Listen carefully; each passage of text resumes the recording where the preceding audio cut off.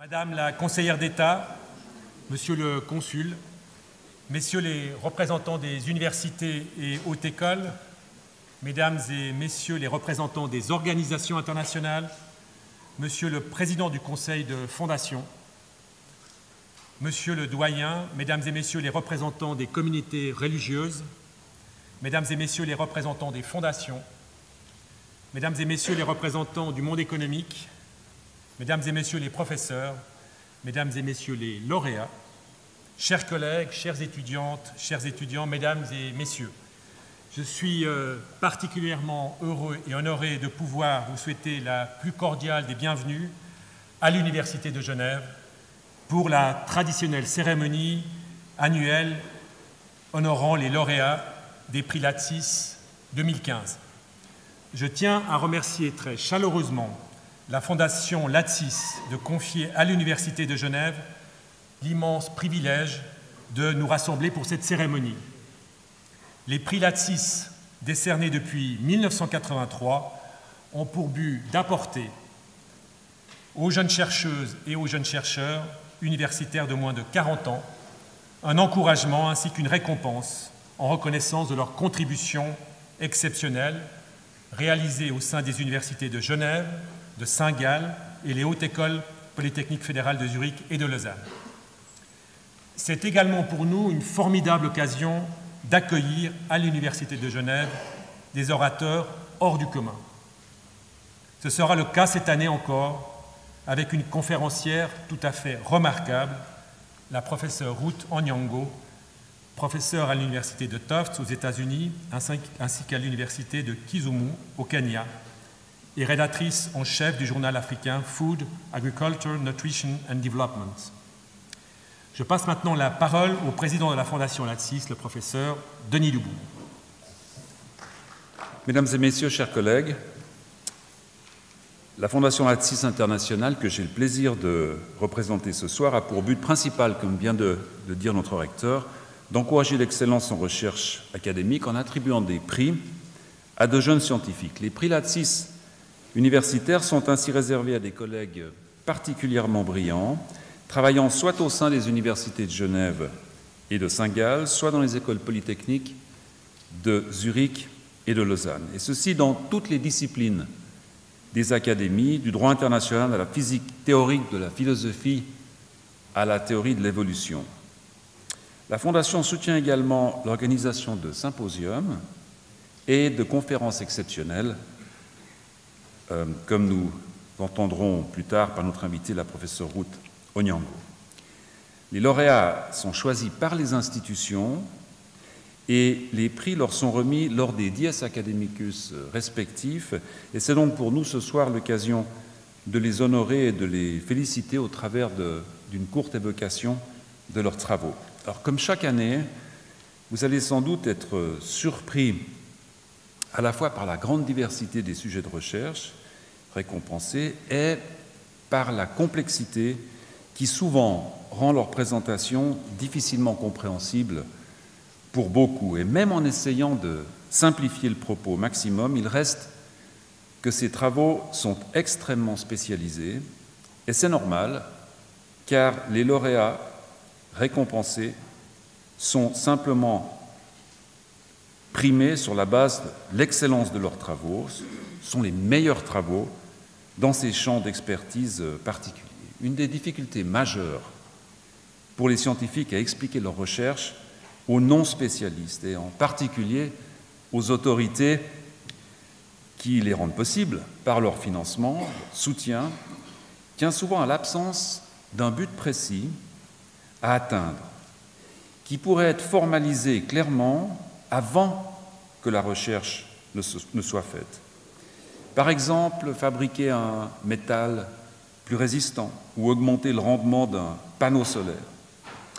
Ce sont là bien sûr des tâches louables, souvent essentielles, et qui sont du ressort à la fois des hautes écoles spécialisées, de nos académies et du secteur privé.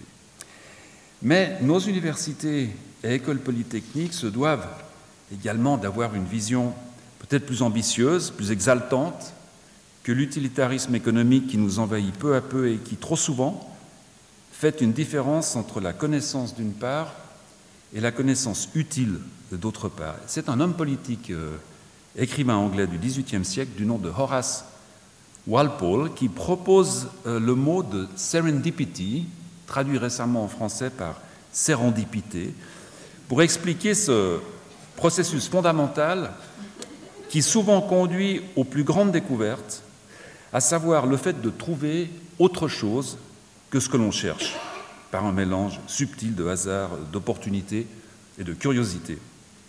Ce mot provient des souvenirs de Walpole, d'un livre qu'il avait lu enfant, racontant les aventures des princes de Serendip, l'ancien nom du Sri Lanka. Je le cite. « Tandis que leurs altesses voyageaient, elles faisaient toutes sortes de découvertes par accident et sagacité, de choses qu'elles ne cherchaient pas du tout. Par exemple, l'un des princes découvre qu'un chameau borgne de l'œil droit vient de parcourir cette route parce que l'herbe n'a été broutée que sur le côté gauche, où elle est moins belle qu'à droite. » Eh bien, espérons que même dans des conditions politiques et économiques qui s'annoncent peut-être moins favorables dans un futur proche, nos autorités seront assez sages et courageuses pour laisser les scientifiques libres d'observer l'herbe et les chameaux. En 2015, le Global Innovation Index, établi par l'Organisation mondiale de la propriété intellectuelle, en collaboration avec l'Université Cornell aux États-Unis, classe la Suisse au premier rang des pays européens en termes d'innovation. Une des nombreuses raisons de ce résultat encourageant se trouve dans la politique de l'éducation et de la recherche, performante à tous les niveaux, grâce à laquelle nos étudiants ont l'occasion d'apprendre à réfléchir avant d'apprendre à produire. Nos 4 lauréats de cette année illustrent parfaitement ce potentiel d'innovation et d'originalité, et j'aimerais les en féliciter très chaleureusement. J'aimerais remercier le professeur Yves Flukiger, nouveau recteur de l'Université de Genève et lui-même ancien lauréat d'un des prix de notre fondation, qui nous accueille aimablement dans les locaux de l'université, comme chaque année. Et je remercie vivement Madame la vice-présidente du Conseil d'État, Madame Anne-Emery Toracinta, qui nous fait l'honneur et le plaisir d'assister à cette cérémonie et à qui je passe la parole.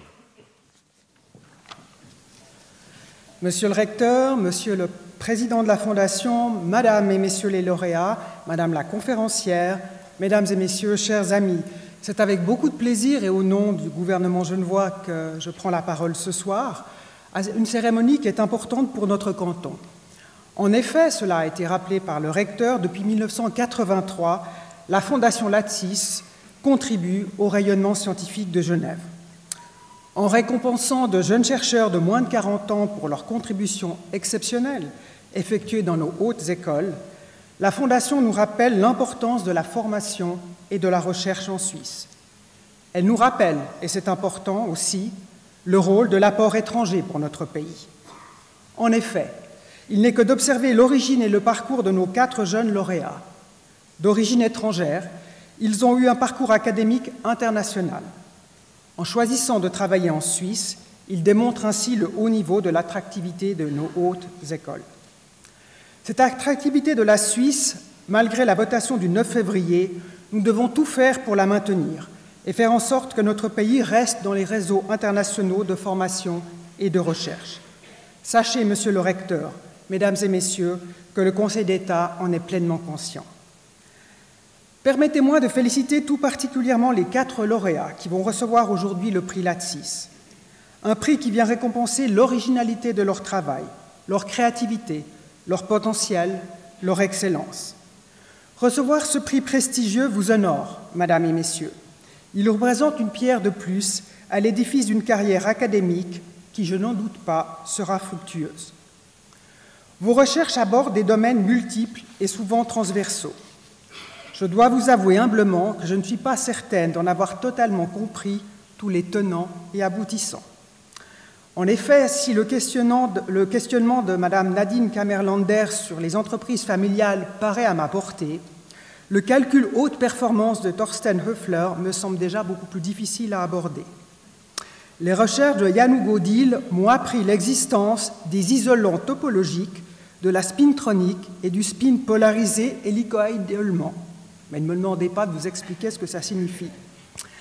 Quant aux travaux de Juan Diego Gomez, professeur de notre université, ils sont pour moi certainement plus parlants. Mais c'est peut-être assez logique, puisque j'ai cru comprendre qu'il s'agissait, somme toute, de convertir des images en sons. Entendre des images, à moins que ce ne soit voir des sons, voilà qui remet en question nos certitudes. Mais c'est bien le propre du chercheur que de bousculer les idées reçues et renverser les perspectives.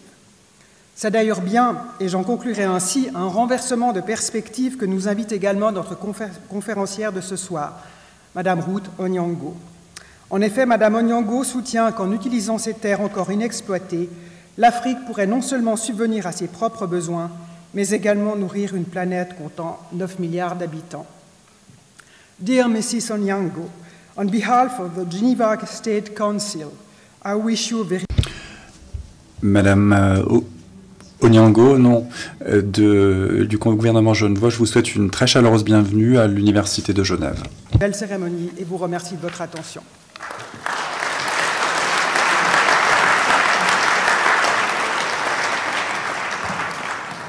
Je voudrais remercier Madame la vice-présidente du Conseil d'État pour ce message aimable et encourageant.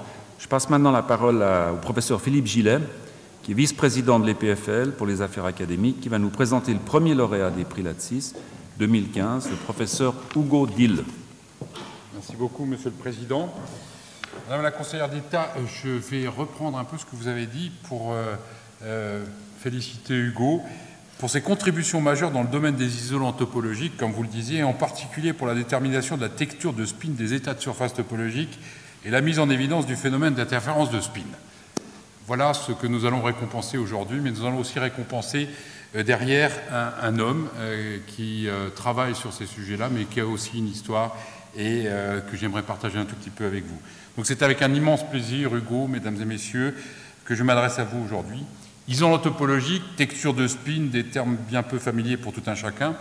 Pourtant, on l'espère tous, les résultats d'Hugo Dill pourraient prendre place dans les appareils électroniques de notre futur et de notre quotidien et envahir un monde déjà bien envahi qui est le monde du numérique. Mais si l'on va un peu dans les détails de ce monde numérique, qu'entend-on par cette révolution numérique, par ce monde numérique? Qu'est-ce qui se cache derrière ces mots d'une grande complexité? Eh bien, il faut remonter pour comprendre les travaux d'Hugo au siècle dernier, plus précisément en 1948. À cette date naît quelque chose que l'on appelle le transistor, une découverte majeure qui marque vraiment le début de l'ère numérique du siècle dernier et de celui-ci. Le principe, me dit-on, est simple, mais je l'espère pour tout le monde. Et il s'agit... Enfin, quelqu'un qui a compris ce que je disais. Le principe est simple, contrôler le passage du courant, c'est-à-dire des électrons, dans un matériau comme le silicium, que l'on connaît bien, et qui a des propriétés bien particulières. Au fil des ans, les progrès de la technologie ont permis la fabrication de transistors de plus en plus petits. Aujourd'hui, ils sont de la taille de quelques atomes, ce qui n'est pas grand-chose, mais ce sont aussi les neurones de la matière, dans un certain sens. Mais ils sont nettement moins efficaces que les nôtres, et ils sont en effet extrêmement énergivores. Notre cerveau fonctionne avec 50 watts, en gros l'énergie d'une lampe. Un transistor en consomme beaucoup plus, et ce qui limite fortement la performance des ordinateurs. Les travaux d'Hugo Dill s'inscrivent dans cette quête d'une information numérique à visage, ou devrais-je dire plutôt à cerveau humain. Pour atteindre cet objectif, il faut en quelque sorte se rapprocher du fonctionnement de nos propres neurones et de trouver un nouveau vecteur de l'information qui soit beaucoup plus complexe que la simple charge d'un électron. Eh bien, il existe par chance une propriété de l'électron qui remplit ce rôle, c'est ce qu'on appelle le spin de l'électron, une espèce de différence d'image de l'électron, du visage de l'électron, qui lui donne de multiples traits de caractère et qui peut permettre de transmettre une information beaucoup plus riche. Le professeur Hugo Dill s'intéresse donc à la vie de ces petits objets qui s'appellent les spins, un peu à la manière d'un ethnologue. Il en étudie le comportement et les interactions. Dans le fait, il explore de nouveaux matériaux dans lesquels les spins donnent lieu à des phénomènes physiques totalement nouveaux, pouvant un jour aboutir à la mise au point d'ordinateurs aux performances extraordinaires. Mais il y a, derrière le spin, derrière les matériaux, il y a un homme, quelqu'un de pragmatique, qui a bien les pieds sur terre, pas toujours, on va le voir. Il le prouve dès son plus jeune âge, passé aux Pays-Bas, où il passe une maturité de manière très très brillante, mais il fait aussi du sport de très très haut niveau. On verra que c'est un concept de faire du ski de boss en Hollande, mais vous avez réussi à le faire. Après, il part, après sa maturité aux États-Unis, étudier la philosophie et le tennis, avant de se lancer bien sûr dans les bosses de la neige, mais aussi de la physique. Après 2 années, il revient à ses premiers amours, la physique, et il démarre ses études à l'université de Delft. Et sa soif de connaissance est telle qu'il va même jusqu'à travailler dans un pub qu'il va finalement acheter. Et je ne sais pas s'il l'a encore, mais s'il a encore son pub, mais on verra. Hugo termine brillamment ses études et obtient en 2002 un master de physique appliquée. Dans la foulée, la thèse lui tend ses bras. C'est en Allemagne qu'il a la première offre, mais là, il se pose des questions parce que pour lui, son grand-père a beaucoup souffert pendant la Seconde Guerre mondiale et pour lui, il était essentiel que son grand-père s'associe à sa décision. Et cette décision, le grand-père vous aide à la prendre, il vous convainc d'y aller définitivement et c'est un message très fort qui vient de votre grand-père. Et comme il le dit lui-même, je cite, « La science transcende tout ce qui est attrait à la nation, la politique ou toute autre différence ». Voilà, c'est un parcours scientifique tout à fait exceptionnel, une thèse. Vous arrivez en Suisse, mais c'est les liens historiques qui vous amènent en Suisse, parce que votre famille, plus précisément votre arrière-arrière-grand-père, propriétaire d'un hôtel à Davos, crée à la fin du XIXe siècle la Société anonyme des chemins de fer à voie étroite Landquart Davos. Eh oui, c'est quand même étonnant tout ça. Ce lien avec la Suisse, vous le démontrez aussi par le ski de boss pour les Jeux Olympiques de 1998 à Nagano. Certes, votre terre natale n'est plus la plus propice pour ce genre de sport, mais au final, vous décidez d'opter pour la physique pour le plus grand plaisir de nous tous. De votre séjour doctoral, vous allez vous confronter aux plus grands de ce monde, aux théoriciens de l'université de Princeton, qui découvrent de nouveaux éléments, de nouveaux matériaux qui vous permettent de passer jours et nuits au synchrotron du PSI pour découvrir les fondements de la matière. Aujourd'hui, vous êtes à la recherche de quelque chose de nouveau, le fermion de Majorana. Si déjà le spin c'est compliqué, le fermion de Majorana c'est encore pire. Je suis allé chercher sa définition, c'est une particule théorique, déjà, qui a sa propre antiparticule. Donc, bon courage pour nous faire comprendre tout ça la prochaine fois que vous aurez un prix. Aucun doute que vous y arriverez. Pour nous, pour l'École Polytechnique Fédérale, c'est un réel plaisir de vous donner ce prix. Vous êtes un chercheur brillant, vous êtes un chercheur éclectique, mais vous êtes surtout aussi un humain, un homme qui a une vraie vie derrière lui et qui a une belle vie devant lui. Bravo à vous.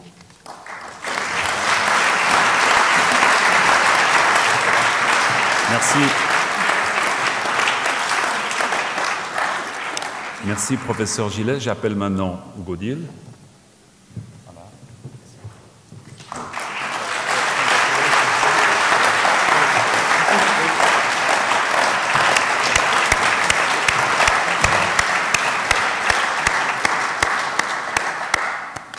Et je repasse maintenant la parole au professeur Yves Luquiger, notre recteur, qui va nous présenter le second lauréat des prix Latsis, le docteur Juan Diego Gomez.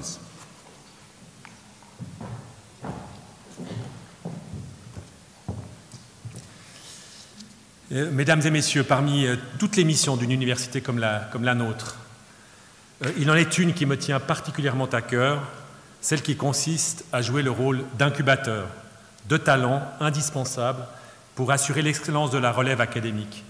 Une excellence qui, comme vous le savez, se nourrit non seulement de la créativité scientifique, mais également de cette rigueur indispensable à toute activité de recherche.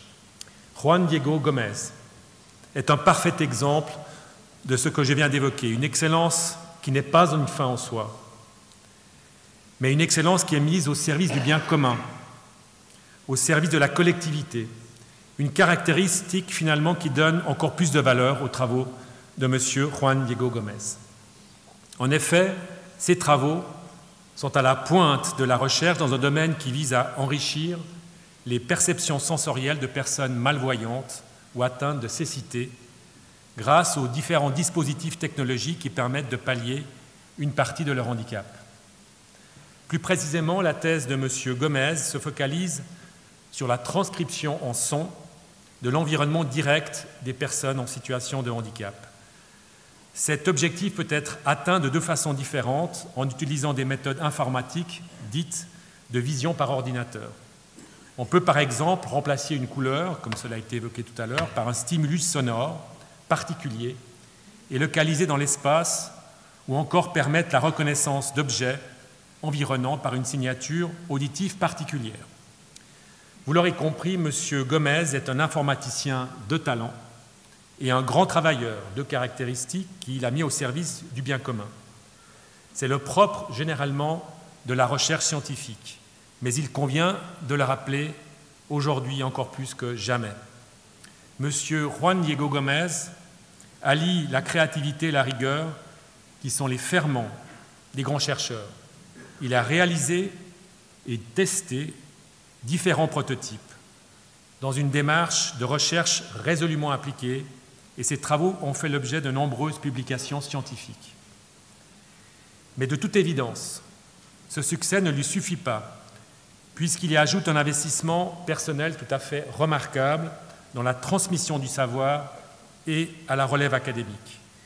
Il a en effet su motiver de nombreux étudiants inscrits au niveau du bachelor et au niveau du master à participer et à contribuer à ses recherches. Mais sa démarche résolument novatrice l'a aussi conduit à vouloir réaliser une partie des tests de son système avec des personnes malvoyantes en Colombie. En ces temps où l'Europe est plongée dans une crise des migrations qui divise les populations et favorise la montée des extrêmes, c'est une magnifique démonstration de ce que l'immigration apporte à la société d'accueil, la Suisse, mais aussi au pays d'origine, la Colombie. Des racines auxquelles M. Gomez est resté si attaché. Une démonstration finalement de ce que la science peut apporter à la collectivité et à l'humanité. Pour tout ceci et pour tout ce que vous ferez encore à l'avenir, notamment dans le cadre de l'Université de Genève, je suis particulièrement fier, en tant que recteur de cette université, de pouvoir remettre ce soir cette magnifique distinction à une personne de notre relève académique qui fait notre fierté et qui honore toute mon université.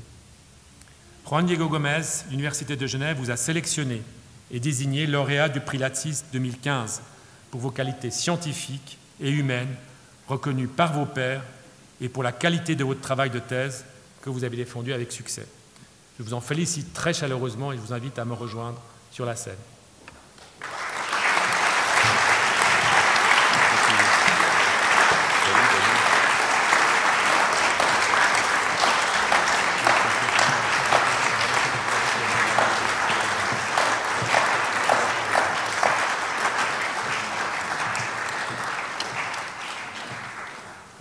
Merci, Monsieur le Recteur. I'm now calling Professor Detlef Günther.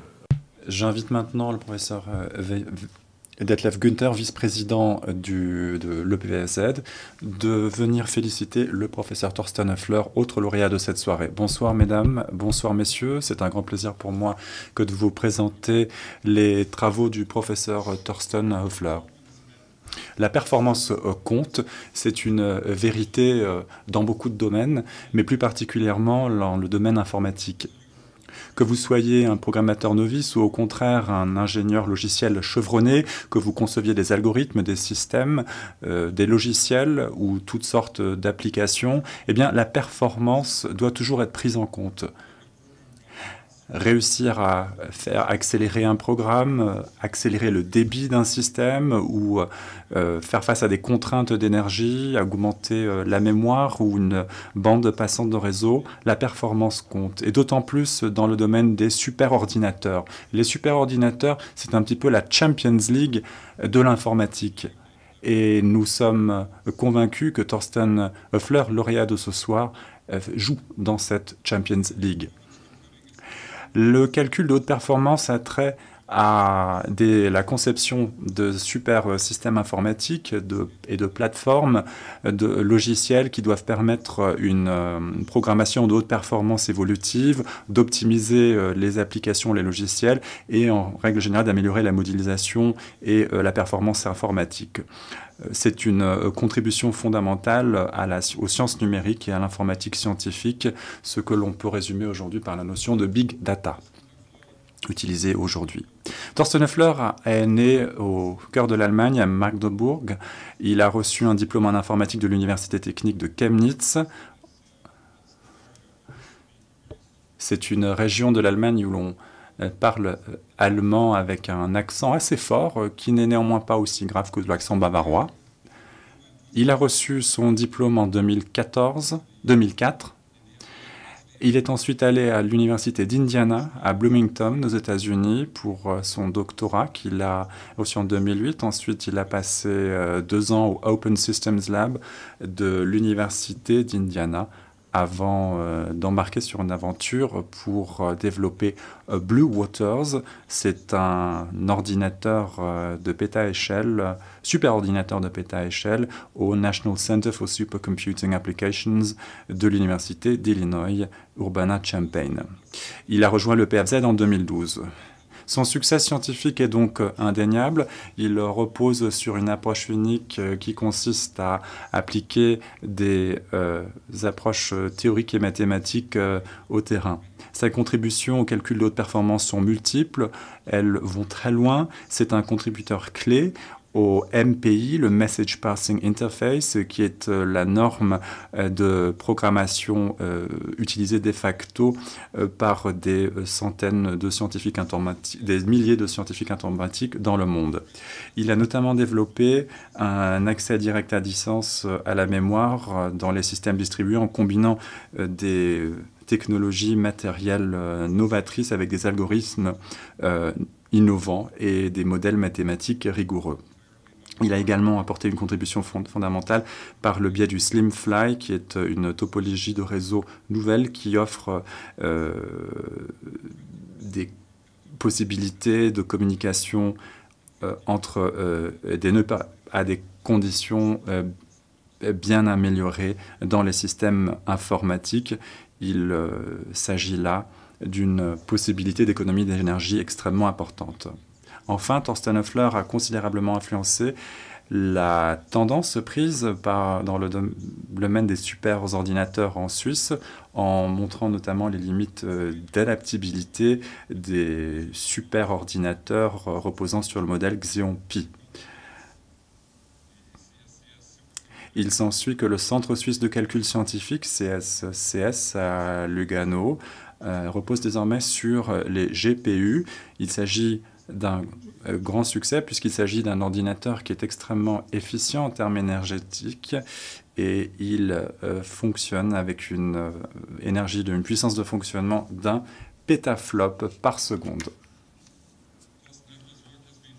Les travaux de Thorsten Höfler sont reconnus par la communauté scientifique comme étant des travaux excellents. Il a reçu un certain nombre de prix et de distinctions. À 34 ans, il n'est pas exagéré de le qualifier de superstar du supercalcul. Je vous invite à vous joindre à moi pour le féliciter. C'est le lauréat 2015 du prix Latsis de l'École Polytechnique fédérale de Zurich.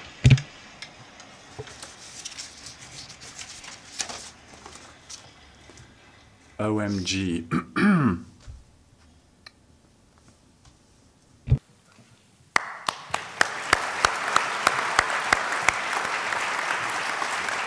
Thank you. Merci, monsieur le professeur Günther.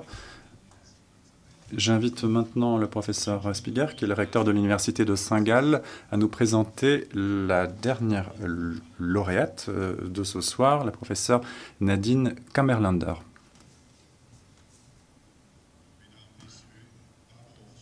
Remercier la Fondation Latsis pour la possibilité et l'honneur que l'Université de Saint-Gall, qui n'est pas seulement une université cantonale, mais aussi représente la troisième type des universités dans la Suisse, le type des universités des sciences économiques et sociales, peut participer à ce prix éminent est important. Merci à la Fondation et à l'Université de Genève. It's a great pleasure for me to introduce. C'est un grand plaisir pour moi que de pouvoir présenter la lauréate de l'Université de Saint-Gall pour le prix Lattice 2015. Nadine Kammerlander a reçu son doctorat de l'Université de Bamberg en 2012. Depuis, elle a travaillé à l'Université de Saint-Gall en tant que chercheuse post-doctorante et en tant que professeure assistante. En 2015, elle a terminé son habilitation. Dans le cadre de ses recherches, Nadine Kammerlander répond ou tente de répondre à un certain nombre de questions, notamment comment les entreprises familiales peuvent-elles réussir dans la durée. Alors les entreprises familiales contribuent à la grande majorité du PIB et à la création d'emplois dans la plupart des pays du monde. En plus, il est reconnu qu'il s'agit d'organisations particulièrement importantes qui fonctionnent sur la base d'une approche mettant l'acteur plutôt que l'actionneur au corps de l'activité, ce qui assure la pérennité du modèle économique et surtout du développement économique sous-jacent. De plus, cependant, un certain nombre de personnes craignent ou pensent que les entreprises familiales sont traditionnelles, conservatrices, rétives au risque et court le risque éventuellement de disparaître à terme, à moyen ou à long terme. Dans un projet qu'elle a récemment mené, Nadine Kammerlander remet en question ce préjugé. Dans son article « Faire plus avec moins, se nourrir de l'innovation et en générer dans les entreprises familiales », publié dans Academy of Management Journal et coécrit par Patrizio Durand, Mark van Essen et Thomas Zellweger, elle montre donc dans cette publication que les entreprises familiales se caractérisent par des processus d'innovation particulièrement efficaces. Elle utilise pour cela une méta-analyse de plus d'une centaine d'études provenant d'une quarantaine de pays pour prouver que les entreprises familiales sont en moyenne plus novatrices que les entreprises non familiales. Ces résultats sont extrêmement intéressants pour les propriétaires gérants d'entreprises, les conseillers, mais aussi les spécialistes du domaine. Elle met notamment en exergue les avantages et les désavantages de cette forme d'entreprise pour améliorer l'innovation et ses processus sous-jacents.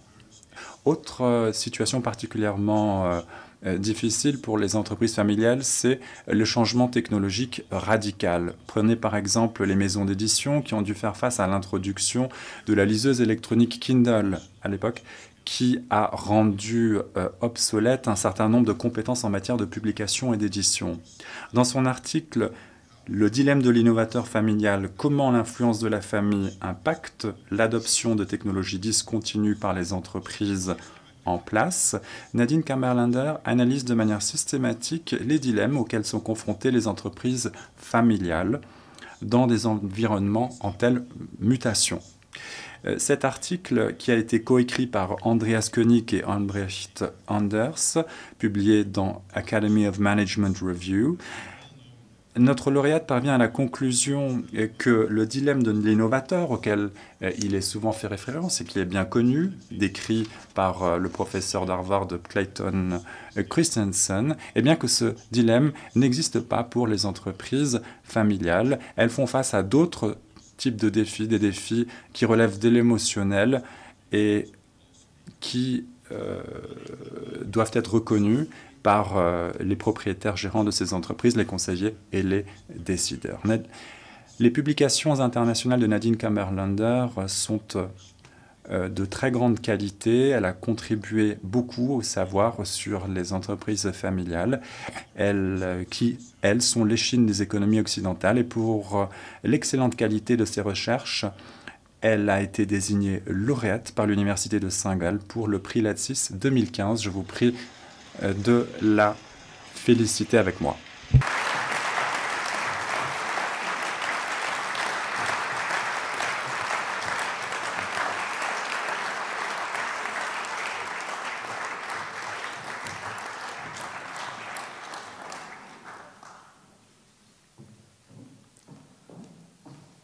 Thank you very much, Merci beaucoup, professeur Biga.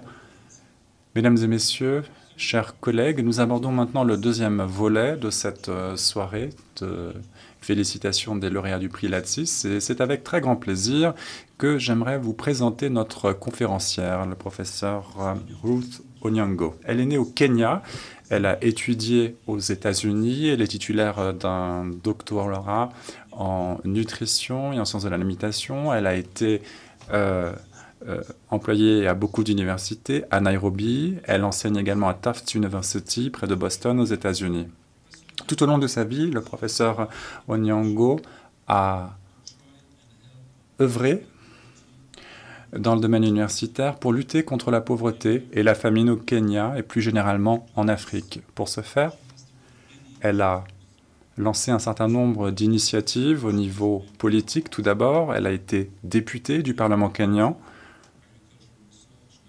dans le domaine notamment de la sécurité alimentaire, mais aussi en collaborant avec les organisations non gouvernementales qui travaillaient avec les exploitants. Elle a contribué donc de manière très précieuse à un grand nombre de travaux en défendant toujours des réformes d'envergure dans le système de l'éducation. Elle a également milité pour une meilleure gouvernance et de meilleures pratiques politiques pour gérer la lutte contre la faim, la malnutrition et d'autres fléaux en Afrique. Elle siège dans un certain nombre de conseils d'organisations qui traitent de politique alimentaire ou qui réfléchissent aux stratégies à mettre en œuvre à l'avenir pour mettre en œuvre des mesures dans ce domaine. Je pense notamment à la fondation Bill and Melinda Gates. Le professeur Onyango a toujours affirmé que l'une des solutions clés à différents problèmes, c'est l'accès à l'éducation. L'accès à l'éducation pour tout être humain, d'où qu'il vienne, quel que soit son sexe. Et nous partons souvent du principe qu'il s'agit d'un droit fondamental dans nos pays, mais ce n'est pas toujours le cas partout en Afrique. Bien que ce continent soit le berceau de l'humanité et le continent d'où nous sommes tous partis un jour, d'où nous avons tous émigré un jour. La Fondation Latsis est particulièrement honorée que vous ayez accepté l'invitation de prendre la parole devant nous ce soir et nous nous en réjouissons.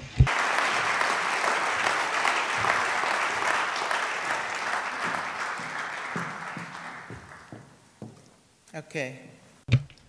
Let's relax, yeah? Voilà, vous pouvez vous détendre. Alors, j'ai de l'eau.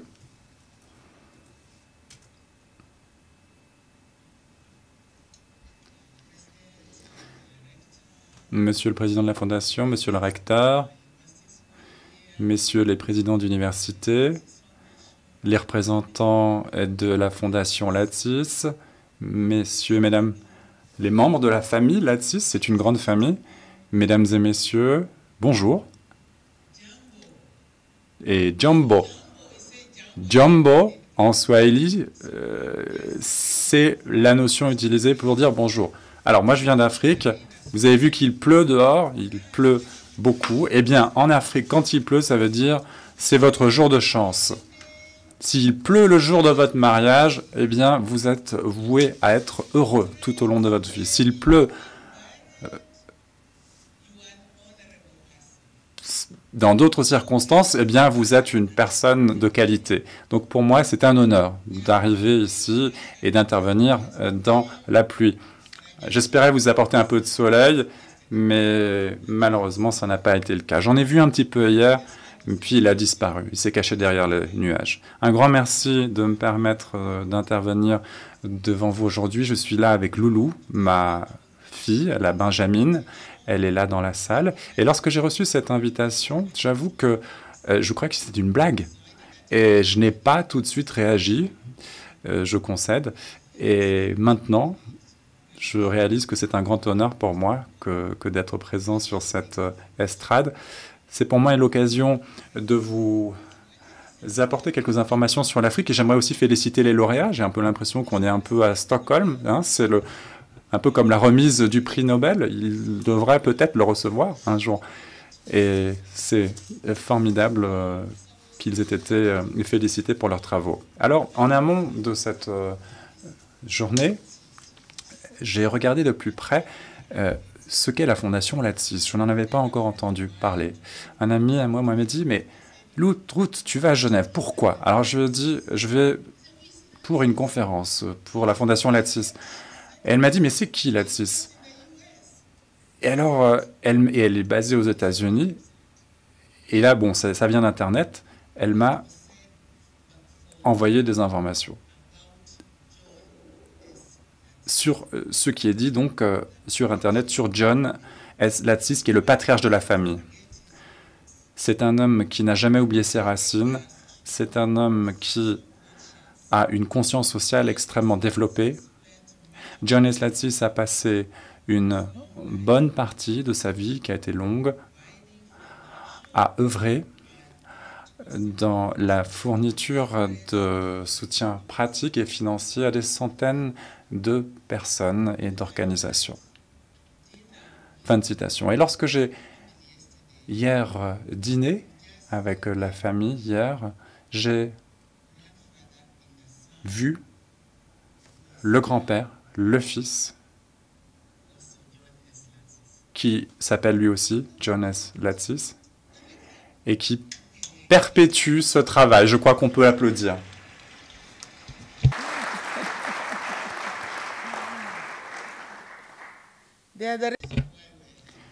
Et c'est grâce à eux que nous sommes ici aujourd'hui.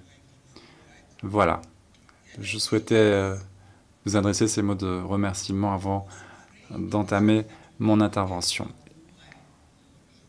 Alors, je m'inquiétais aussi d'une autre chose, c'était l'absence de lauréate. Or, il y en avait une, et j'aimerais lui dire ces quelques mots. 80% de l'alimentation dans la planète est produite par des exploitants familiaux. 80%, ce sont des données de la FAO. 72% des exploitations agricoles dans le monde font moins de 1 hectare. Et 6% font plus de 5 hectares de surface. Donc, quand je parle d'exploitation agricole, je parle de toutes sortes d'exploitations, actives dans le domaine de la pisciculture, du bétail. Et voilà, donc je trouve que c'est une série de statistiques intéressantes. Un grand merci à tous ceux d'entre vous qui ont fait le déplacement pour m'écouter. Je ne sais pas d'ailleurs pourquoi vous êtes là. Vous devez l'être pour une bonne raison, bien sûr, pour honorer les lauréats. Hier, en passant devant le bâtiment, j'ai vu mon nom et je me suis dit, demain, tu seras là devant ces gens. Que vas-tu leur apporter? Quelle curiosité vas-tu assouvir? Et je me suis dit, il y en a peut-être qui travaillent avec l'Afrique, il y en a d'autres qui ont des liens avec l'Afrique. D'autres encore viendront juste pour voir qui est cette femme, qu'est-ce qu'elle a à nous dire. Donc, qui que vous soyez, quelles que soient les raisons pour lesquelles vous ayez fait le déplacement, soyez les bienvenus. En Afrique, vous savez, on rigole tout le temps.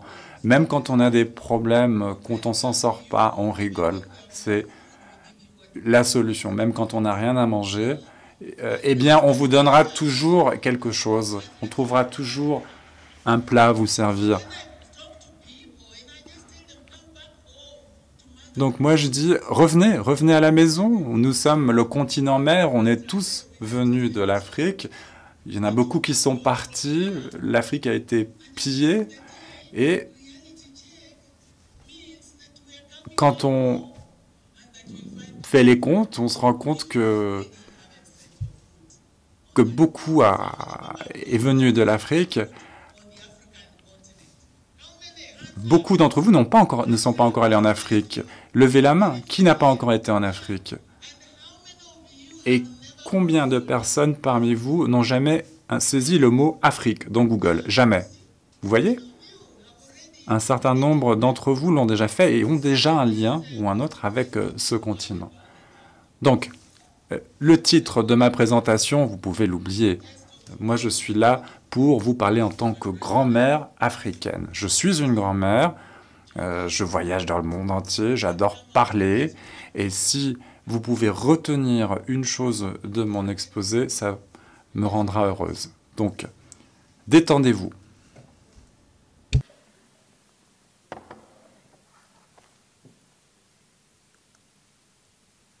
So that's Africa. Voilà, voilà l'Afrique. Carte de l'Afrique. Alors, je ne vous ai pas donné la carte des tribus africaines. Il y a trop de tribus africaines, énormément de langues, 54 pays. Vous voyez ce beau continent, riche en ressources naturelles. C'est ce qui intéresse, ou ce qui intéressait beaucoup de gens par le passé. Vous avez entendu parler de l'esclavage, la traite des Noirs, l'exploitation des ressources minières et autres. Alors, la question maintenant, est-ce que l'Afrique peut s'alimenter? Réponse, oui, et elle le fera. Je ne serai peut-être plus sur cette terre. Je jetterai un coup d'œil bienveillant sur cette planète du paradis. Mais je n'ai aucun doute que cela se fera. L'Afrique se nourrira un jour. Alors là, vous avez des informations que vous trouvez sur Google, évidemment. Un continent de la taille de 3 fois celui de l'Europe. On parle souvent de l'Afrique comme l'Afrique étant un seul pays. Mais ce sont 54 États souverains, pas 52. Le dernier pays à nous rejoindre dans le concert des nations africaines, c'est le Soudan du Sud. Ce continent a plus d'1 milliard d'habitants, bien plus d'ici 2050. La population croît, mais et le continent est un continent qui produit, contrairement au continent européen. Avant, nos enfants mourraient. Avant l'âge de 5 ans, c'est le cas de ma mère, elle a perdu 5 enfants à cause de la malaria. Et maintenant, les enfants continuent de mourir, c'est vrai, mais beaucoup survivent aussi. Il faut savoir que 25% des terres arables sont en Afrique, 30% des réserves minières s'y trouvent, 10% des réserves de pétrole, 8% des réserves de gaz. Et puis, l'Afrique dispose d'une population qui est en forte croissance. Il faut savoir que si les économies enregistrant la plus forte croissance se trouvent sur ce continent, et les Africains en sont bien conscients, malgré les conditions d'extrême pauvreté dans lesquelles ils vivent souvent. Alors, tout au long de ma présentation, je vais me référer à toutes sortes de problèmes ou d'événements qui m'interpellent. Je suis présidente d'une organisation. Il faut savoir que je porte beaucoup de casquettes, mais il y a une organisation qui m'importe. J'y reviendrai par la suite. Tout d'abord, quelques faits. En 1985, 1 million d'Éthiopiens sont morts. Beaucoup d'appels ont été lancés. Personne n'a entendu ces appels. Beaucoup d'enfants sont morts. Il a fallu qu'arrive un clip vidéo de 6 minutes qu'il soit projeté sur la BBC. C'était un clip d'un Kényan, d'un homme qui a perdu son bras dans un incident. Et il est d'ailleurs mort dans un avion d'Ethiopian Airlines qui a été pris en otage au-dessus des Comores. Bref, on l'a vu pendant 6 minutes sur la BBC. Et puis, Ryuichi Sasakawa, au Japon, a vu ce clip. Et il a appelé Dr Norman Borlaug aux USA,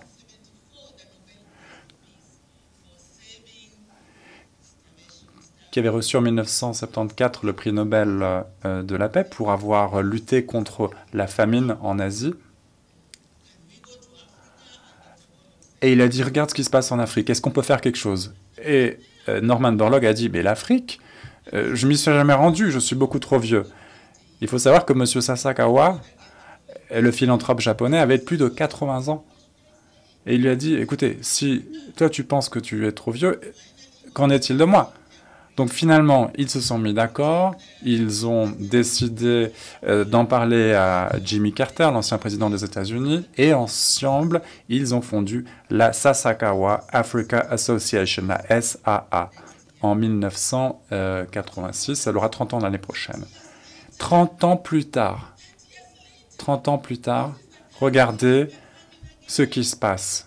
À nouveau en Éthiopie, à nouveau une famine, 8 millions d'Éthiopiens sont menacés par la famine. 30 ans après cet appel, après cette initiative de la fondation Sasakawa. Regardez les terres totalement desséchées. Regardez cette bête totalement amaigrie. Et ce sont des images qui sont extrêmement violentes, qui me font pleurer. Il en va de même des photos d'hommes et de femmes qui sont touchés par ces risques et cette famine. Souvent, on me demande aux États-Unis, Ruth, qu'est-ce que tu vas faire quand tu vas rentrer en Afrique? Eh bien, moi, j'ai toujours répondu, je vais débarrasser ce continent de la famine. Alors maintenant, je suis une grand-mère, j'arrive en fin de vie, et je vois que ça n'a pas changé. On continue de voir ces images. C'est inacceptable. Or, ce continent, l'Afrique, ce continent dont j'aime bien, recèle de tant d'opportunités. Alors je m'interroge, que faut-il pour les exploiter? On a seulement 40% des terres arables en Afrique qui sont cultivées. Il faut savoir que c'est un pays qui dispose de terres très très riches. Quant à l'irrigation, seulement 6% des terres cultivées le sont.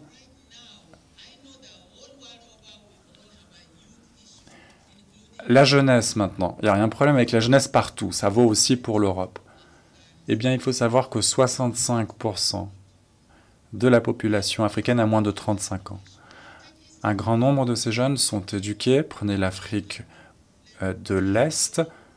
Au Kenya, par exemple, il y a un problème. Ce problème, c'est quoi? Eh bien, ce sont des jeunes qui sont éduqués, mais qui sont oisifs, paresseux. Alors, la population augmente. Et je suis convaincu que le prochain grand marché et la prochaine vague de progrès technologique se produira en Afrique. Alors, il y a ici un certain nombre de jeunes, voire ces très jeunes professeurs d'université. Vous avez là des thèmes qui pourraient peut-être vous interpeller dans le cadre de vos recherches. Il faut y réfléchir en tout cas. Moi, je voyage beaucoup. Je voulais d'ailleurs vous montrer une map monde avec tous les endroits où je me suis rendu sur la planète. Je me déplace énormément et je sais que parfois, je devrais peut-être plutôt rester chez moi avec mes petits-enfants. Mais je voyage beaucoup. C'est vrai que quand j'étais jeune, je me suis juré de lutter contre un certain nombre de choses qui sont toujours d'actualité aujourd'hui. Je me rends en Amérique latine, en Asie, en Afrique, aux États-Unis, en Europe. Je voyage partout en Afrique. Je vois que c'est un continent qui est extrêmement riche en ressources de toutes sortes. Et nous avons une ressource qui est la plus importante, c'est la ressource humaine. Je suis convaincu qu'il y a, et je sais qu'il y a des progrès qui sont accomplis, mais parfois ça ne va pas assez vite pour moi.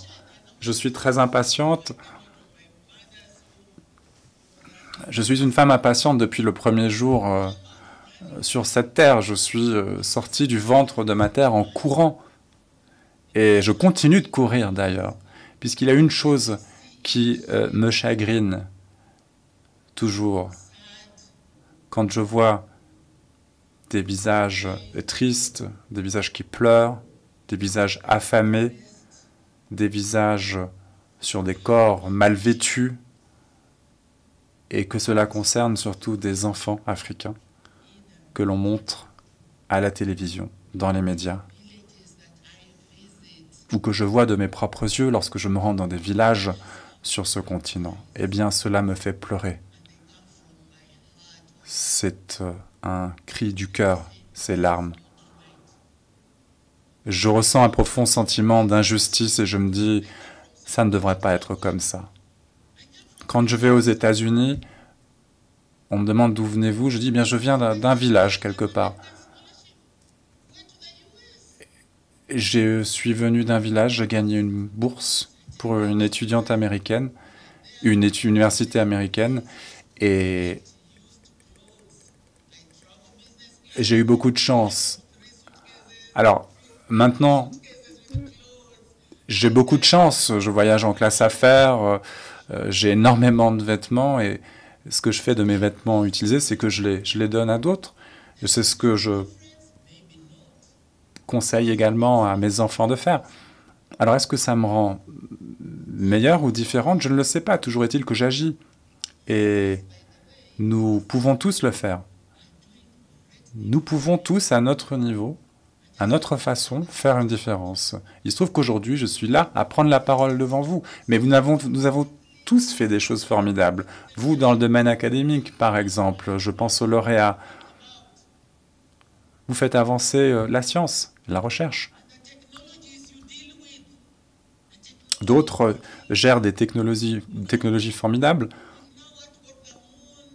On a des capacités extraordinaires aujourd'hui. On peut aller sur la Lune.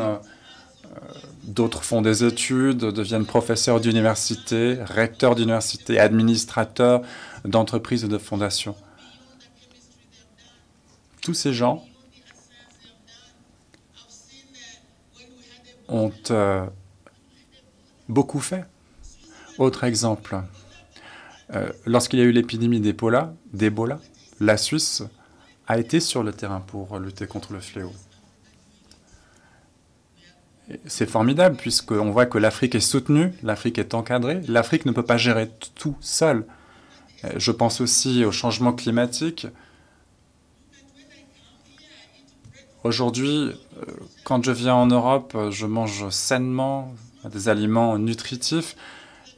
Mais quand on va en Afrique et qu'on a face à soi un enfant qui a faim, qui a connu la faim, un enfant qui a mangé de manière déséquilibrée, malsaine, cela vous tire les larmes des yeux. Eh bien, une personne comme ça, lorsque vous lui donnez un pain de 500 grammes, il le mangera en quelques minutes. Quand on est pauvre et qu'on a faim, on mange beaucoup plus qu'il ne le faut et on mange mal. Alors j'ai vu qu'ici, on commence par un amuse-bouche, puis ensuite arrive l'entrée avec peut-être un peu de saumon, des légumes. Ensuite arrive le plat principal et le dessert. Alors vous comptez peut-être les calories, je ne sais pas, mais toujours est-il que c'est sain. Et en Afrique, par exemple, après la récolte, il y a ce qu'on appelle l'ougali. On vous en donne une assiette comme ça, une énorme montagne avec quelques légumes. Mais ces personnes-là mangent de manière totalement déséquilibrée. Ils deviennent obèses. Il y a trop de calories, c'est trop riche en amidon et c'est malsain. Donc moi, je m'intéresse à ces différentes problématiques, aux aliments que nous consommons, et je pense qu'il faut en consommer de manière modérée, en quantité raisonnable, et que ces aliments soient bien sûr de qualité et très nutritifs. Arrivé à la quarantaine, j'avais déjà commencé à voyager, j'étais allé un peu partout, dans diverses régions du Kenya. Et à l'époque, l'espérance de vie d'un Kenyan était de 46 ans. Et me voilà à atteindre la quarantaine et je me dis, mais je vais bientôt mourir. Que vais-je laisser en héritage? Et ça m'a provoqué une crise en moi. Au Kenya, quand on meurt, on est ramené dans son village pour y être enterré. Et je me suis dit, mais je vais être enterré par des gens qui ne m'ont plus vu depuis que j'ai quitté l'école. Ils vont toucher mon corps, regarder mon visage et se dire, mais où était-elle passée? Et maintenant, il va falloir l'enterrer. Alors j'ai décidé de me mettre à faire des recherches sur la région d'où je venais, où l'on a fait des plantations de canne à sucre dans des zones, sur des terres très fertiles. Et j'y suis allée et j'ai vu de la malnutrition, des marasmes, des choses qu'on ne voit plus quand on n'entend plus parler à moins d'être allé dans les villages reculés de l'Afrique. Dans ma recherche de doctorat, j'ai beaucoup travaillé en laboratoire, mais aussi sur le terrain. Et au Kenya, un Kenya qui prétendait être un pays autonome en matière d'alimentation, de production alimentaire, avait des enfants souffrant de famine et de malnutrition. C'est alors que j'ai créé ce programme Rural Outreach pour agir, pour faire quelque chose. Et bon, là, je me disais, j'ai 40 ans, à 46 ans, je serais peut-être morte. Je veux laisser quelque chose derrière moi, je veux laisser quelque chose à mon village, ce village où je suis née et où je vais être enterrée, mais Dieu merci, je suis encore vivante. Donc, j'ai créé cette organisation dont la mission était principalement de mettre à profit les talents, les compétences qui existent dans ces communautés.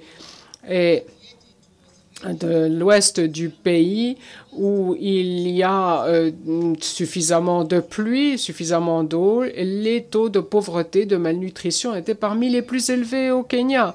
Donc ça n'avait pas de sens. Donc, je suis allée commencer de manière très modeste dans une zone de 10 000 habitants.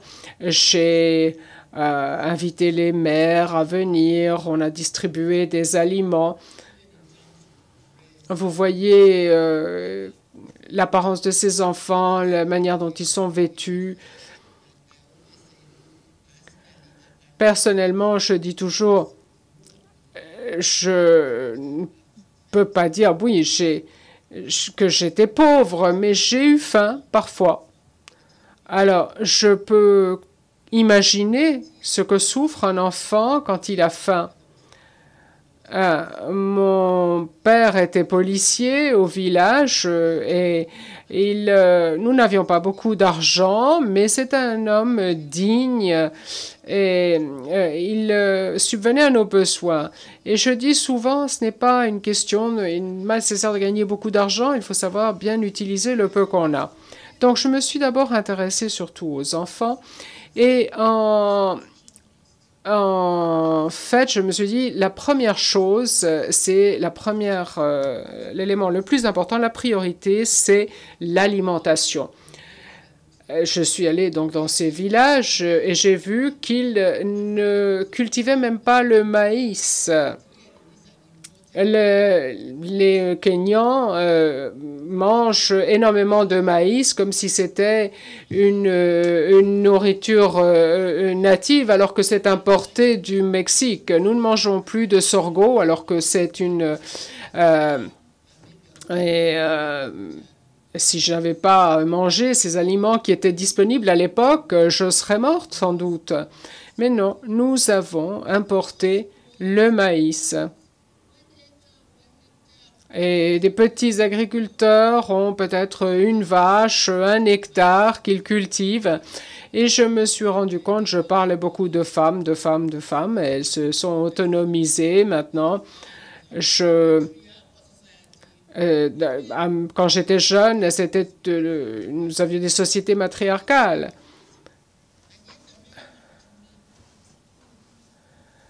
Vous savez, les hommes viennent me voir et me disent oh, je voudrais que ma fille soit exactement comme vous.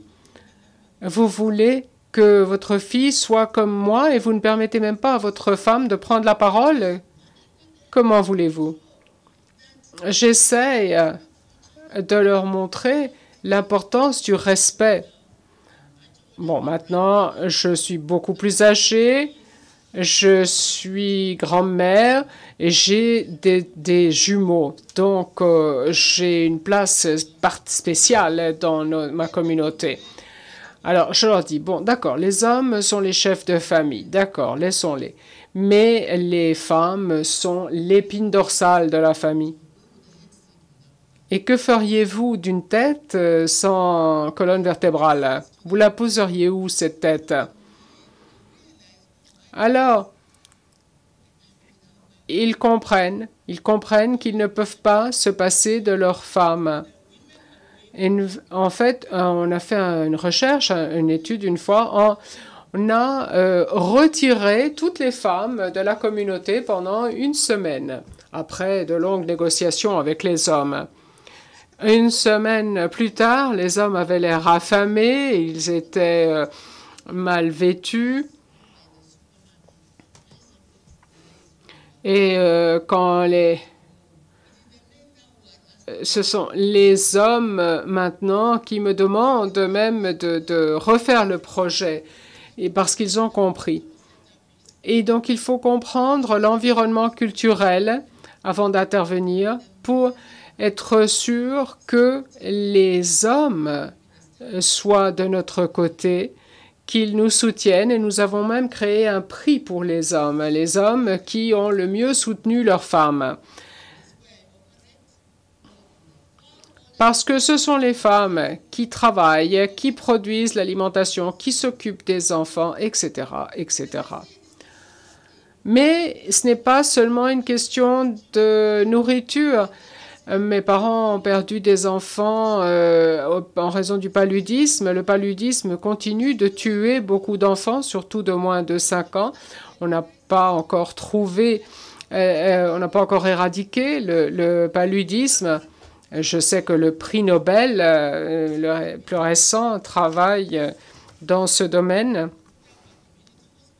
Donc nous avons, avec mon initiative, mon projet, nous avons créé un hôpital communautaire à El Ukambi.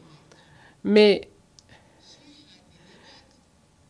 j'ai eu une expérience où une femme qui s'appelait Ruth est morte dans ma voiture.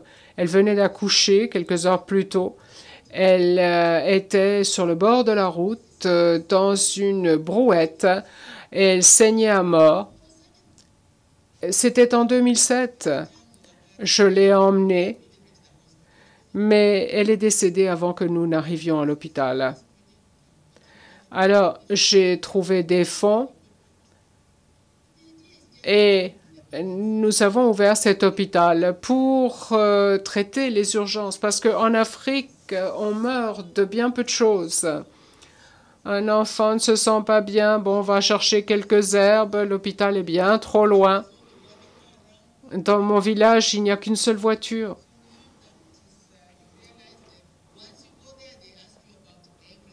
Et quand vous arrivez, ils vous disent, ils ont besoin de tout. Ils ont besoin de soins de santé, d'éducation. Enfin, nous avons toutes sortes de projets. Nous avons des projets pour soutenir les femmes et les jeunes, des projets pour produire du lait pour les femmes et les enfants. Et nous avons aussi des programmes pour la production de légumes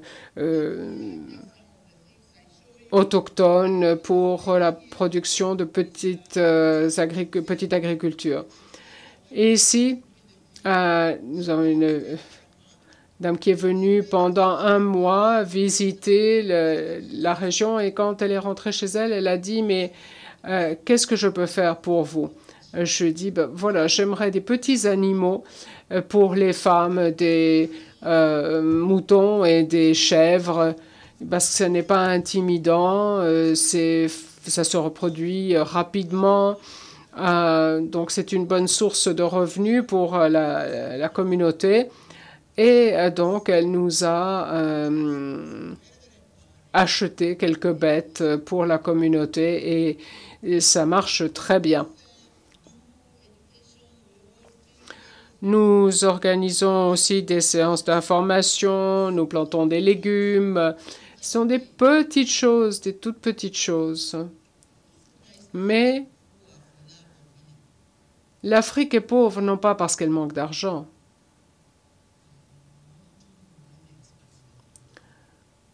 Beaucoup d'argent a été envoyé en Afrique. Beaucoup. Une partie vient de vos impôts.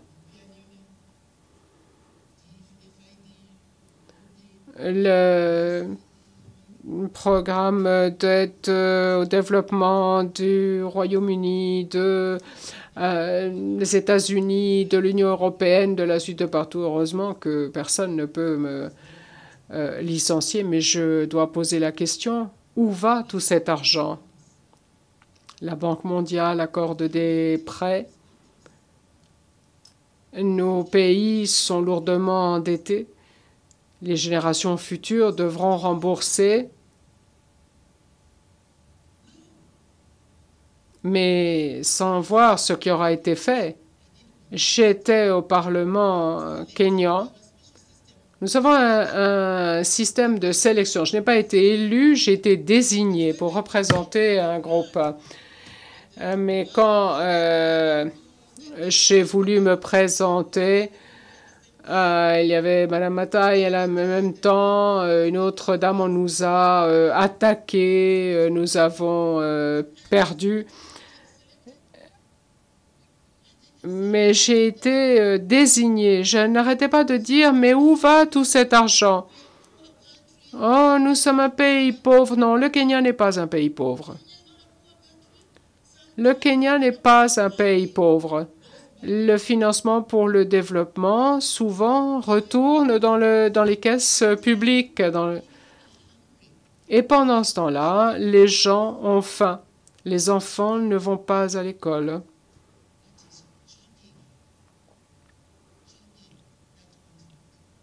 Ce qui étouffe ce continent, y compris mon pays, c'est malheureusement la corruption.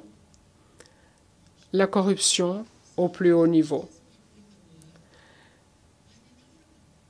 Il y a en Afrique des gens qui sont parmi les plus riches au monde. Il suffit de voir les statistiques de Forbes.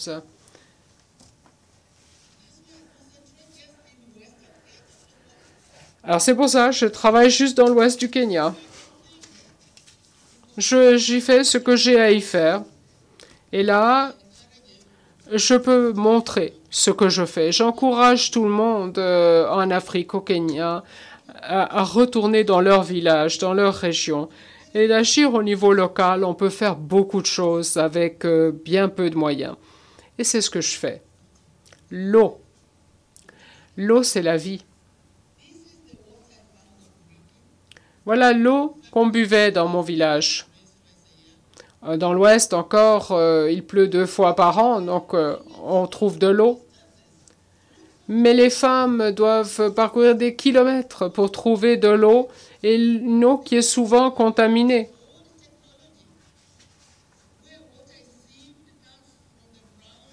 Et il y a pourtant les moyens de faire filtrer l'eau qui remonte du sous-sol sans qu'il soit nécessaire de la faire bouillir. C'est simple.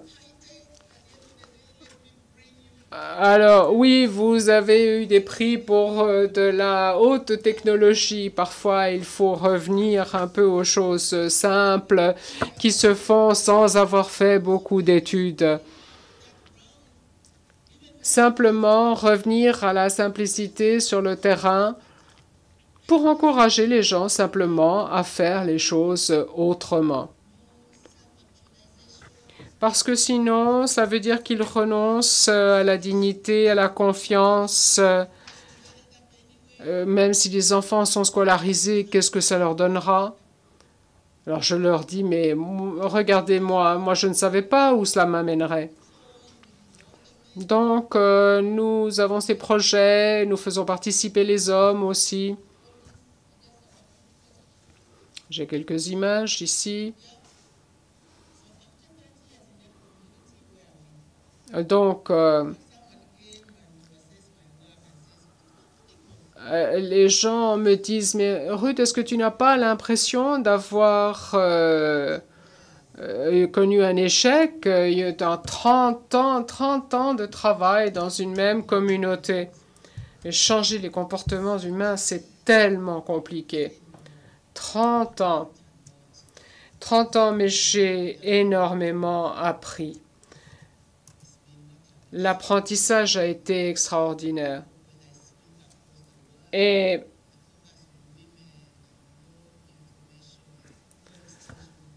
Il n'y avait pas d'information, pas de crédit, pas de soutien, il n'y avait rien au départ.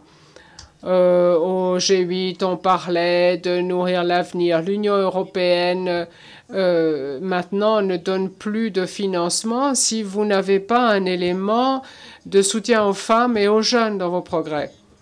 Donc, quand on travaille, on ne sait pas trop qui vous regarde, qui vous écoute, mais en même temps, vous savez que vous pouvez apporter quelque chose de vrai, de concret.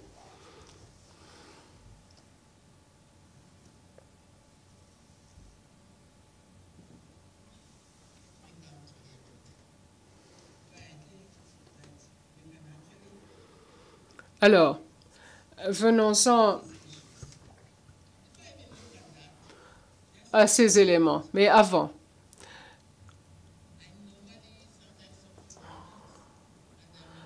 quand je parle à des donateurs,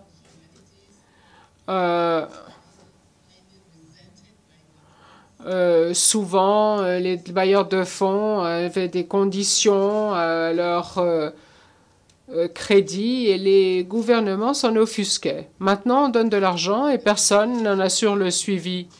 Maintenant, la nouvelle tendance, c'est l'appropriation des terres. Les Chinois sont arrivés, ils sont venus construire nos routes. Les gens ne les comprennent pas, ils sont insaisissables. Qu'est-ce qu'ils veulent? Qu'est-ce qui les intéresse? Nous ne comprenons pas. Ils amènent leurs propres travailleurs. Vous savez combien ils sont? Peut-être qu'ils veulent venir s'installer en Afrique, qui sait? Et ce qui est inquiétant, c'est qu'en raison de la mauvaise gouvernance, les décisions sont prises sans participation des citoyens. Ils n'ont aucune idée de ce qui se passe. On dit, bon, des terres sont utilisées par les Chinois. On voit des Chinois... et on ne comprend pas. Le problème, c'est que les citoyens sont exclus de toutes ces décisions. Il n'y a pas de participation. Et le manque de gouvernance, les erreurs politiques vont se retourner contre nous. Bon. Maintenant, les principaux points sur lesquels il faut travailler, il y a l'eau et les infrastructures sanitaires qui sont reliées à l'Ebola. Même en tant que Kenyan, je n'arrivais pas à croire les images que nous avons vues de ces pays. Nous savons que la situation en Afrique de l'Est est déplorable, mais je n'en revenais pas de ce que nous avons vu au Sierra Leone, au Libéria. Les pratiques qu'ils ont pour nous, la première chose qu'on m'a enseignée quand je suis allée à l'école, c'est lave-toi les mains, pas seulement avec de l'eau, mais aussi avec du savon. Et imaginez que dans certains pays, il faut encore donner ces enseignements. Le paludisme continue de tuer et nous n'avons toujours pas réussi à l'éradiquer. Dans la petite clinique que nous avons créée, j'essaie d'expliquer aux parents comment détecter le paludisme,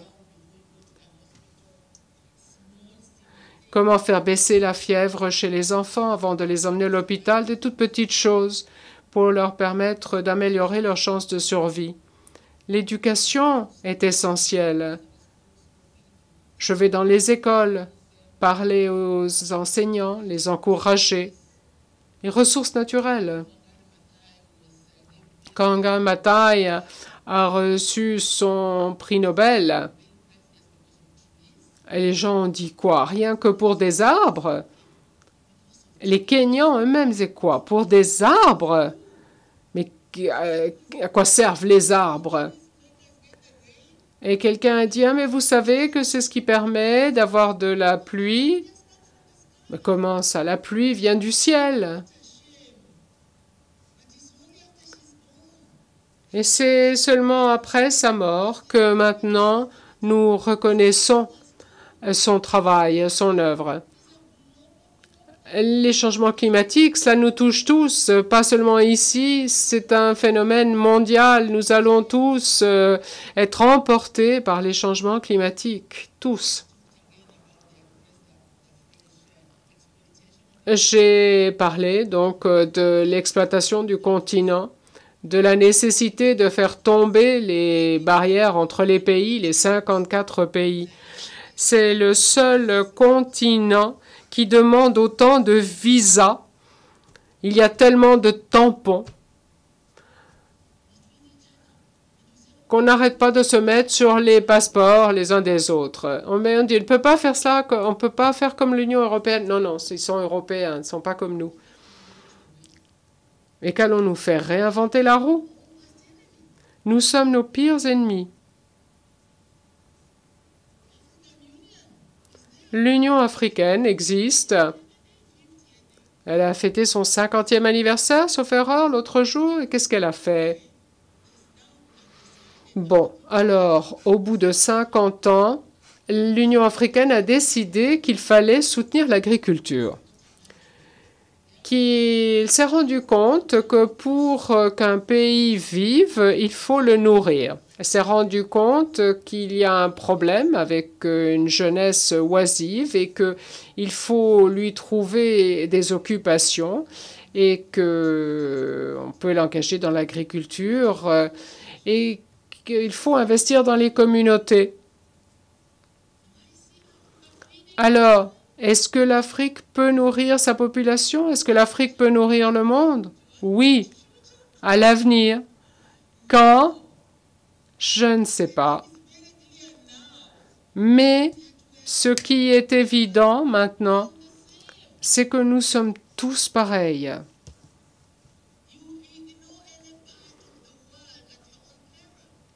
Et fermez les yeux sur ce qui se passe dans une région du monde, vous le ferez à votre propre péril. Ebola a commencé en Guinée, mais est arrivé jusqu'en Amérique, jusqu'au Royaume-Uni. Est-ce qu'il y en a eu en Suisse? Non.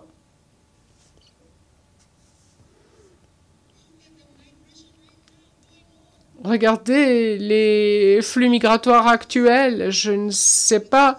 Ça a commencé par des Africains qui sont allés se noyer en Méditerranée. Qu'est-ce qu'ils fuient? Les conflits? Si vous leur demandez à tous, à chacun, qu'est-ce que vous avez fui exactement? Ce phénomène est en train de transformer les profils démographiques de toutes les nations du monde. C'est très inquiétant. Nous l'avons constaté au Kenya aussi, avec des frontières poreuses,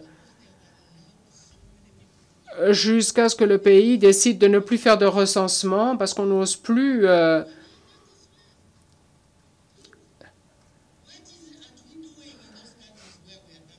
regardez. Qu'est-ce qu'on fait dans ces pays? Est-ce que pour arrêter ces flux, qu'est-ce qu'il faut juste envoyer de l'argent, envoyer des ressources? Est-ce qu'on peut faire en sorte que l'environnement soit plus propice à retenir les gens? Les jeunes sont plus prêts à prendre des risques, à courir des risques. Ils vont venir et ils vous diront quand vous aurez posé le pied sur le continent africain, vous serez changé. Je ne vous parle pas d'aller en safari. Vous pouvez aller au Masai Mara, bien sûr, aller voir les 5 grands animaux. Oui, mais je parle des villages, d'aller dans les villages. Vous en serez transformés. Donc, nous devons tous travailler ensemble. Nous devons faire beaucoup mieux que nous n'avons fait jusqu'ici. L'Afrique est un continent riche qui a énormément de ressources. Et au bout du compte, le mouvement alimentaire va osciller, va passer parce que nous devons tous nous entraider. Bon, j'ai des partenaires ici qui m'aident. Et je veux simplement vous dire merci, merci à tous de m'avoir entendu. J'espère vous avoir donné une image de la réalité du monde, avoir réussi à vous sortir de vos laboratoires, de votre environnement extrêmement agréable, que j'apprécie beaucoup. Ne vous me prenez pas sur mes propos, j'apprécie énormément. Mais je sais aussi que pour nos jeunes, et pour ceux parmi vous qui connaissez déjà ce continent, Asante Sana, merci. Et je suis sûr que vous aurez beaucoup à donner, beaucoup à apporter. Et vous serez toujours les bienvenus dans mon village, n'en doutez pas. Merci.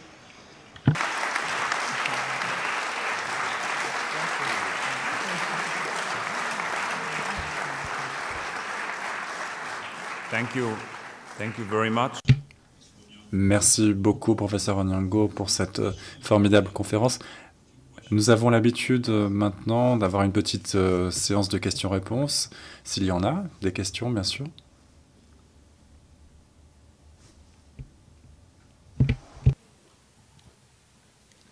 My name is Jack Khan. Bonjour, je m'appelle Jack Khan, je viens de la Fondation Jean Koufour. Bonjour. J'aimerais adresser une question à notre mère, Ruth, ainsi qu'au professeur, dont elle porte la casquette. Vous avez dit que nous pouvons tous apporter une valeur ajoutée. Que faudrait-il faire pour justement faire une différence? Travailler dans et pour les communautés, c'est bien sûr important. Les petits exploitants devraient être au cœur de nos efforts, mais qu'en est-il d'une tendance plus pérenne? Quelle tendance pourra changer les choses à terme? Est-ce que vous permettez que j'en prenne 2, 3, monsieur le professeur, avant de répondre?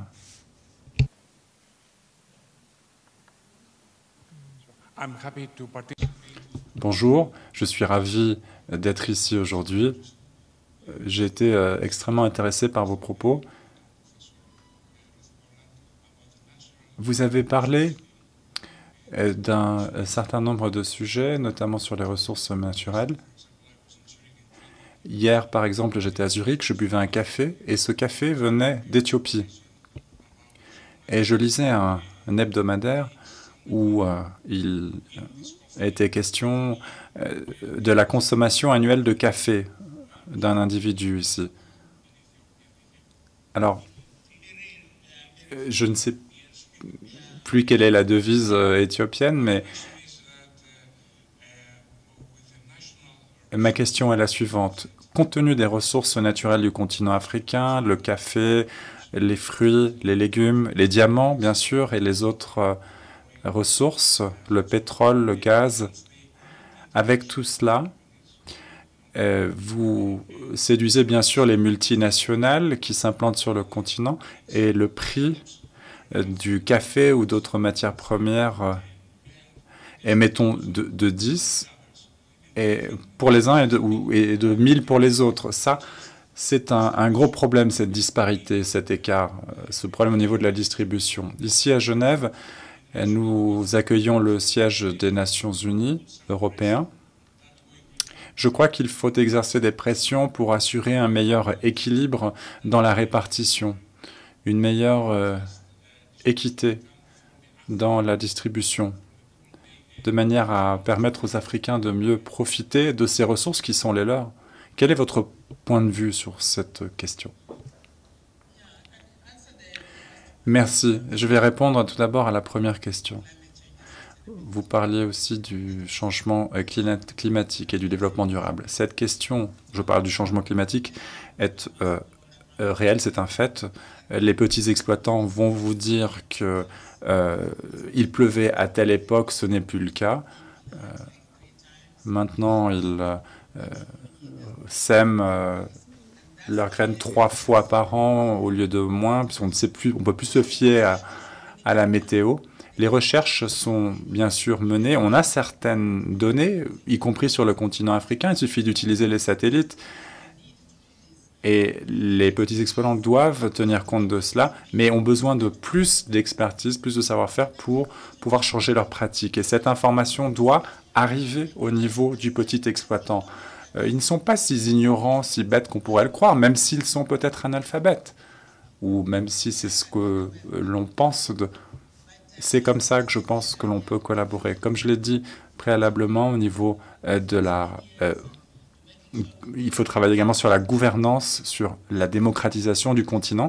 Et ça, ce sont des défis bien plus importants parce que nos politiciens sont des personnalités qui sont davantage habituées à une pratique autocratique du pouvoir.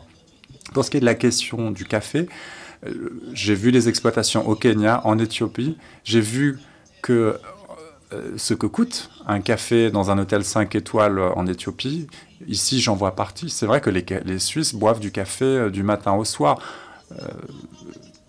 Quand on voit le prix d'un espresso, c'est hallucinant. Et savez-vous d'où vient cette boisson, cette matière première, ce que reçoivent les petits exploitants en échange? Même chose pour le cacao d'ailleurs. C'est vrai que les multinationales viennent des pays du Nord, elles viennent de l'Occident. Et vous pouvez, à votre niveau, influer sur la problématique par leur biais.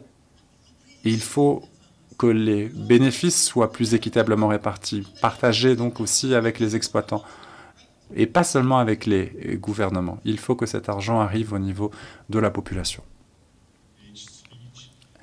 Question.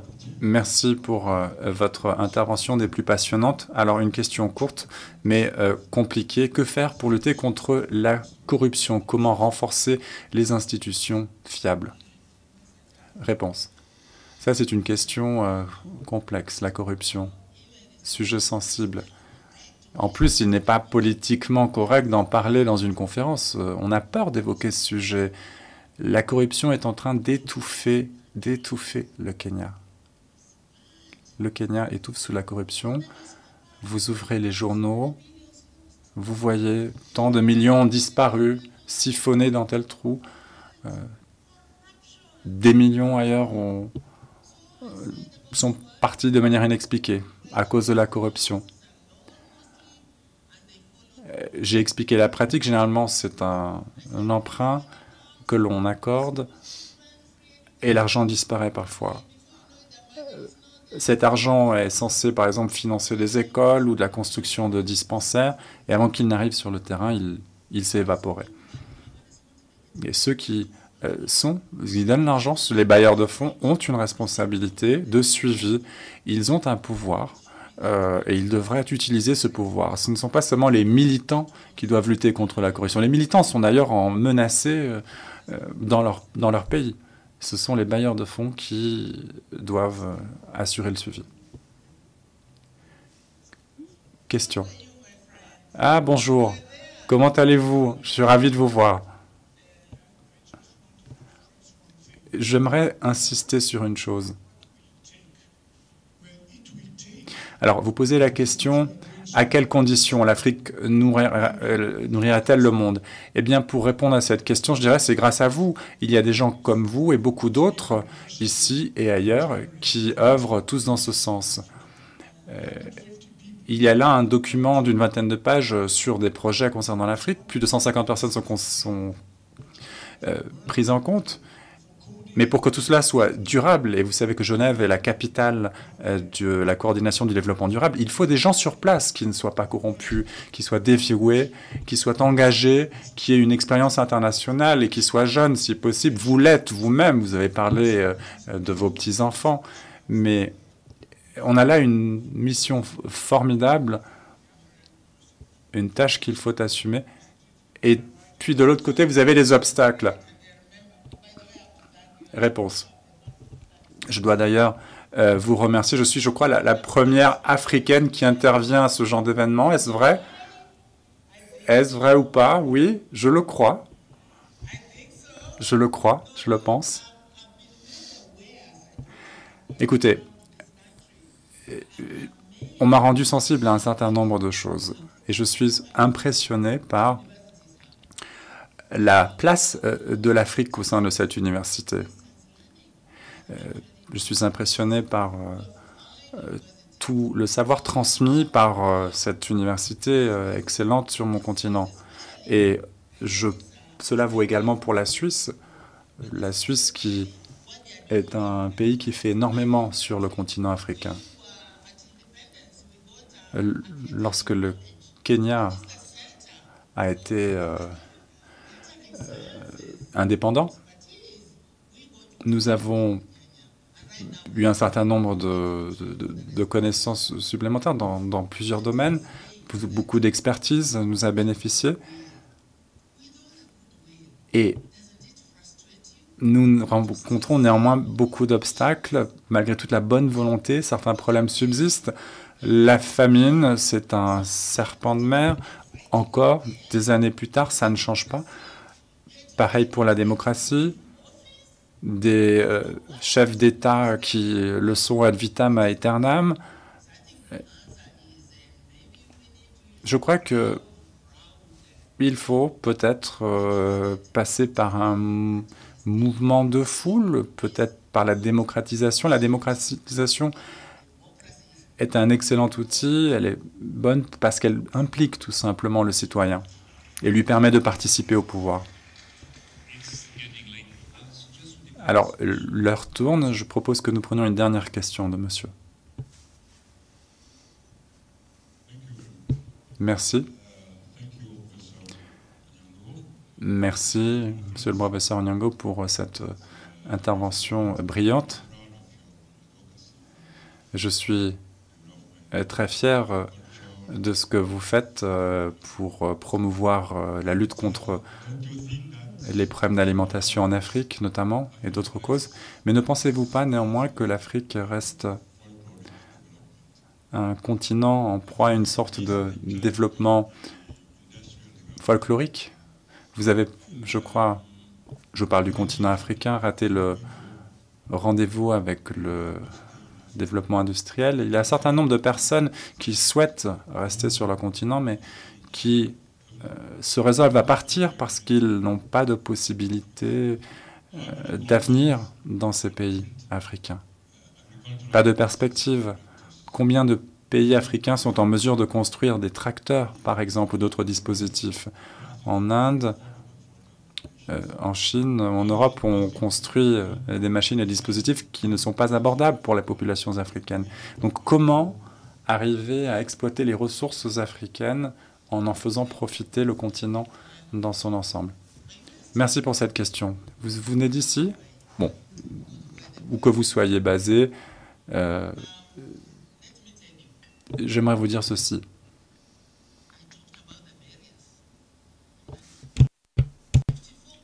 J'ai parlé de l'Afrique, de ces 54 États, tous plus différents les uns que les autres. Certains pays n'ont aucun scientifique, aucun chercheur. Ils en ont peut-être dans l'État voisin. Ils pourraient mettre en commun ces ressources. Pourquoi ne le font-ils pas? Nous sommes quelque part coupables de cette propre inactivité. Nous sommes mal dirigés, mal gouvernés. Et tant que vous maintenez les populations dans cet état de léthargie, eh bien, rien ne se passera. Et puis, il y a aussi les menaces. Les gens ont peur, les gens craignent souvent le pouvoir. Je parlais tout à l'heure de la mauvaise gouvernance, des politiques défavorables, de ces autocrates qui restent au pouvoir ad vitam aeternam, qui s'en mettent plein les poches pour tout simplement opprimer leur population. Il faut, je crois, briser ces barrières. Et nos amis des pays du Nord vont avoir beaucoup plus de facilité pour aller du Kenya au Bénin, en Afrique occidentale, en Afrique du Sud. Les flux pourront se produire beaucoup plus facilement et ces jeunes, sachez-le, sont aussi brillants que les lauréats de ce soir. Ce potentiel-là doit être exploité. On parle beaucoup de transferts financiers. Vous savez maintenant d'ailleurs que les Kenyans n'ont plus de liasses de billets dans leur poche. Ils ont tous un dispositif pour en transférer de manière virtuelle, grâce tout simplement à l'ingéniosité d'un chercheur dans une université qui a transformé cette pratique. Donc nous avons les ressources, nous avons le potentiel, mais il faut passer par la tête pensante, et intervenir au niveau de ceux qui nous gouvernent, ces gouvernants qui gouvernent sans savoir le faire. Ils n'ont qu'une connaissance, c'est celle de savoir se remplir les poches et bien manger.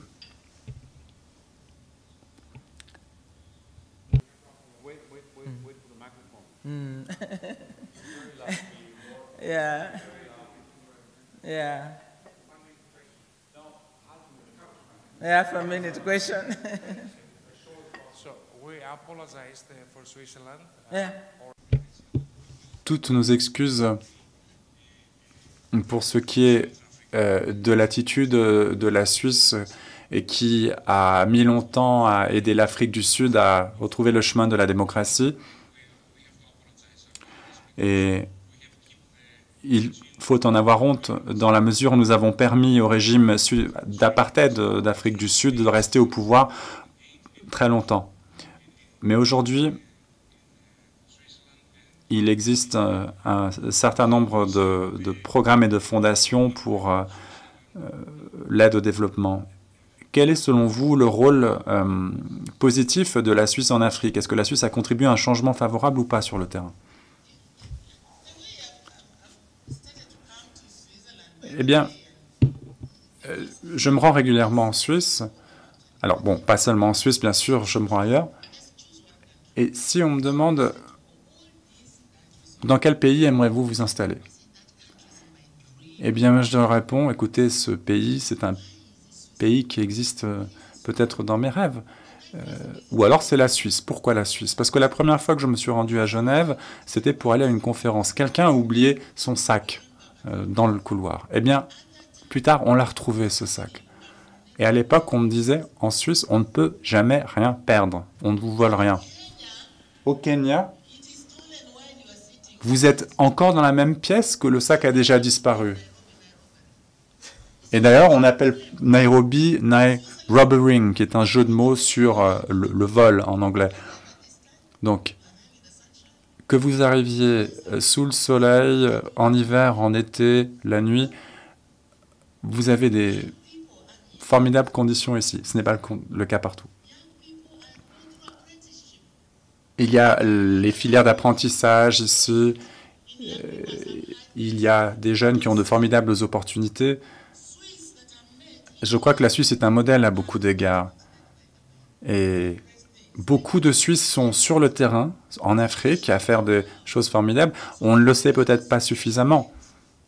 J'ai rencontré beaucoup de Suisses, des jeunes, des vieux, des moins vieux. Et c'était pour moi des gens formidables. Prenez même Suisse. Suisse relie Nairobi à Zurich et autres. Fait des allers-retours permanents. Moi, je souhaite une chose, c'est que l'on influence davantage ceux qui sont au pouvoir et ceux qui gèrent nos ressources. C'est encore plus facile pour vous de le faire, parce que vous, ils vous écouteront. Je pense qu'il faut changer les mentalités, la façon de communiquer et tout simplement le cours des choses. Le professeur Onyango a une très longue journée derrière elle. Je propose donc qu'avant de redonner la parole au professeur Flukiger pour l'allocution de clôture, nous la remercions pour son intervention.